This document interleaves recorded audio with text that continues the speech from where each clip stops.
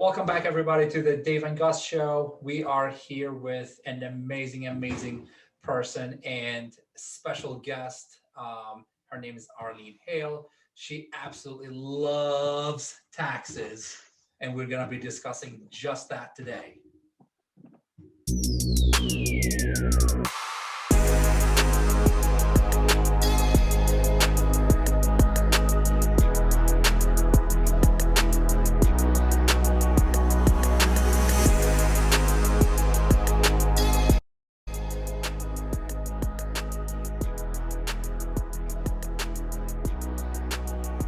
Arlene, how are you? Thank you so much for joining us. We're so glad that you could be here. We wanted to, give our viewers and anybody that's watching this some insight. Obviously, with this being the beginning of tax season, I'm glad we could get you on now before you got too crazy. As people, I guess we'll just get right into it. I guess first and foremost, how long have you been doing taxes? You really want to know, huh? I've been doing my first year of doing taxes was 1986. Okay. So how did you come into Hale Accounting? I mean, have you had that? I mean, has that been your business forever? I started with H&R Block, and I was there for 17 years, and then things kind of changed there. So I decided to go out on my own, and I started in 2002. So 19 years I've had Hale Accounting. Nice. Love it. Wow. So what is it about accounting and taxes that you love so much, Arlene? Like your passion, like I've never seen before. Yeah, accounting it isn't so much accounting, it's the taxes. Right. I think it's a number of things. One, I love helping people. I am a people person, and I love being able to help people, make them happy. And taxes to me are very interesting in the fact that it changes a lot, so there's always something to check up on, and it's just there is no one tax return that's exactly the same as the other. Everybody is different. Yeah. Totally different. It sounds very challenging. It is, but it's fun. In a good way. Yes. Of course. Okay. So I have to ask, obviously we're in the middle of a pandemic right now, and while things may seem that they're a little bit slower because most people are home and they're really not doing a whole lot. I feel like time is flying. I don't know if you guys feel the same way, but Oh, yeah. I am for sure. And I can't believe it's been a year since the pandemic started, really. I know. I know. And so April 15th is approaching very quickly. What should people know, or is there anything specific or specific to the pandemic that people should be aware of that they need to do differently? Number one, as of today, the filing date is no later than April 15th. There is talk of extending it. I hope they don't. As much as I love taxes, come April 15th, it's nice to have that break. Yeah. There's a few things. Number one, people who don't qualify to itemize can now take a $300 deduction for charitable contribution. But let me state, it's something that if they didn't give anything, they really shouldn't take it. But then that goes whatever. And the other thing is, if somebody didn't get their stimulus for whatever reason, they still haven't gotten it, it's been held up for whatever, they can get the credit of it on their tax return. Gotcha. I would not say, I would ask if they've gotten their stimulus, and I would ask them, well, I'm doing the return. I wouldn't tell them, oh, if you didn't get your stimulus, we can take a credit, because I don't want them to be tempted to say, oh, I didn't get it, and then because it'll just come back to haunt them. Right. Okay. So that definitely better to be honest up front, right? And ask them and let them give you the information so you know how to move forward with them. Correct. absolutely. So those are pandemic specific. What do you see generally? What do people miss when they file taxes? Well, let me clarify. If they file themselves, obviously, if they hire a professional, it's different. But the DIYers, if you will, what do they typically miss? With the way things changed a couple of years ago with the tax law, the one thing I've found is that they're itemizing or not itemizing. And I'm going to give you an example. If a couple is filing and the standard deduction is 24.4 or 24.8, something like that, and their itemized deductions comes to 23,000. Well, technically, 23,000 versus 24.8, you would go with the 24.8 and not file an itemized deduction form. What they don't realize is if because the number is close, if they took the itemized deductions, the 23,000, let's say, then they can itemize on their state return, because the state dictates if you itemize on your federal, you itemize on the state. If you take standard on the federal, you take standard on the state. And the state standard deduction is low, very low. But if they force what they call forcing the itemized deductions on their federal, they will do much, much better on their state. And I would say probably 98% of the time, they'll come out way better. To itemize. That's something that you don't get on with TurboTax. Gotcha. So needless to say, your recommendation is to always hire a professional as opposed to try to do it yourself. Well, yes and no. I mean, if somebody has a basic return, Yeah. you know, and they want to use TurboTax, go for it. Yeah. So. Okay. I had a question and I just lost it. It's okay. This is such a wide topic that we can ramble on for a long time. Okay, what else did you want to share with us, Arlene? And when it comes to taxes, what else do you see that people may not be very well aware of, or people that you think need to know about?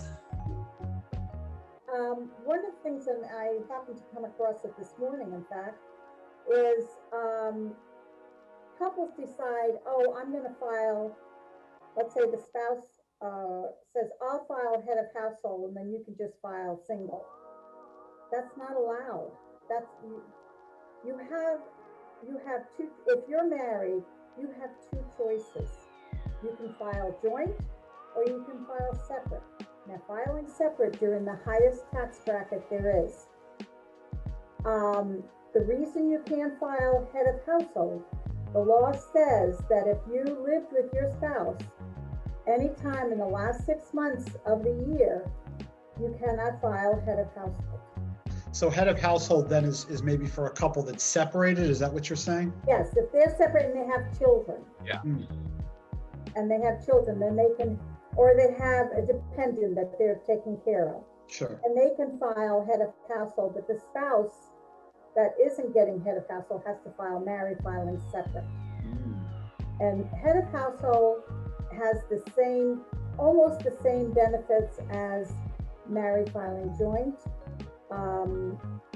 Their standard deduction, I think, for head of household is like 18,000 something, whereas if you're single, it's 12,000 and change, something like that. That's real money. It's So big difference. yeah, but you figure between the two, they're taking a lot. They're going to get caught. Bottom line, they're more than likely get caught. And then it's going to cost them more in the law later on, because they're going to be charged interest and penalty. Right. Okay. So better to be upfront and honest to begin with. Absolutely. It sounds like filing as a head of household has benefits to it.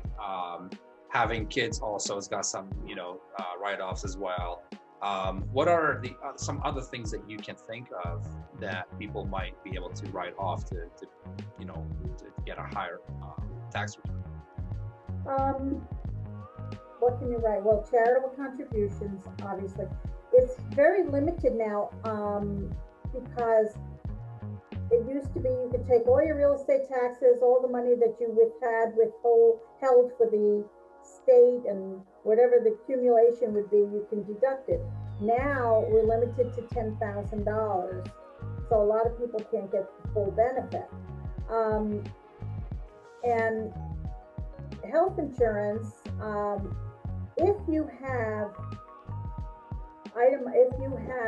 medical expenses, which includes the payments for the medical insurance, eyeglasses, eye doctors, dentists, regular doctors, prescriptions, if you have to get special equipment for your disability or whatever, all of those things are deductible. I have a couple of clients that, because of their disability, they have a special trainer, or they go to the gym because they need to do this. That can be deductible. And a lot of times they don't know it, and some say they have it and they don't have it, but those are things that to keep an eye open for. If a person has self-employment income, I tell them, keep track of every penny you spend. If you have to go out and buy a pen for this job, you mark down how much that pen costs, because that's deductible. You want to reduce your income as much as you can, so that, because you do have to pay Social Security and Medicare tax on top of income tax. Right. So I tell them to keep track of all your expenses.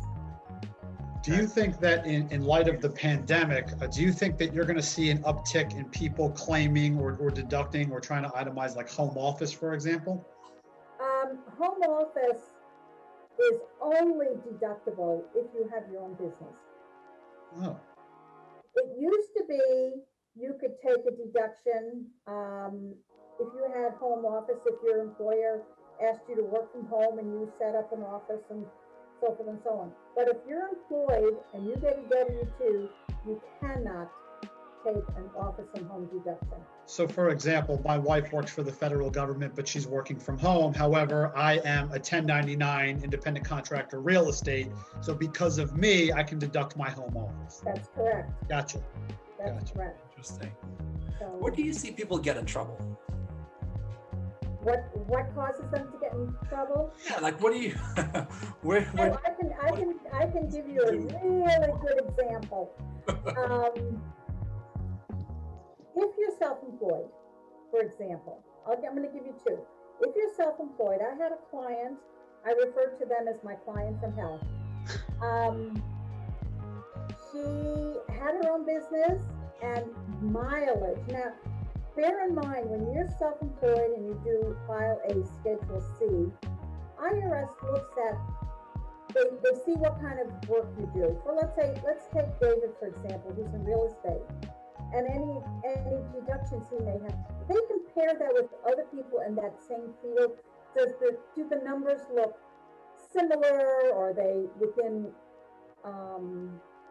reach, so to speak? Yeah. Where I had a client who, she told me she had traveled 45,000 miles for her business. I was shocked. In 1 year? Huh? In 1 year? Yeah. So I used to do that. I said, 45,000 miles? How, do you have proof of this? Or, I mean, that's an awful lot. Oh, I go all over the place. So I said, well, how many miles did you put on your vehicle for the entire year for everything? About 50. So I put it down and I made a notation in my files. I thought this was excessive, but, well, sure enough, IRS came after her, wanted to know proof. Well, she had happened to purchase the vehicle in November, like around Thanksgiving. And no, at Christmas time. And the following year, we found one of the service papers, you know, that she had brought the car in to be serviced, and it showed it had 24,000 miles on it. So the IRS agent said, my goodness, you put on over 20,000 miles in 1 month. And so she says, what are you talking about? So he pointed it out to her, and she says, oh, I guess I miscalculated. Oh, you think? You think. So that's one example. What was the other example I was going to give you? I can't think of it now off the top of my head. But they do check to see what looks similar. Yeah. Mileage is one. Some of your deductions. Oh, I know. On Schedule A, if you itemize your deductions and you have an excessive amount of medical or an excessive amount of contributions, IRS may check that. Yeah. And if you can prove it, no problem. Yeah. No problem whatsoever. So what do they consider to be excessive? If you normally find, let's say you sometimes had medical of a couple of thousand or whatever, and then 1 year you have 20,000. Gotcha. That would bring a red flag. Or if your charitable contributions have always been 2,000, let's say, and then 1 year you have 15,000. That's excessive.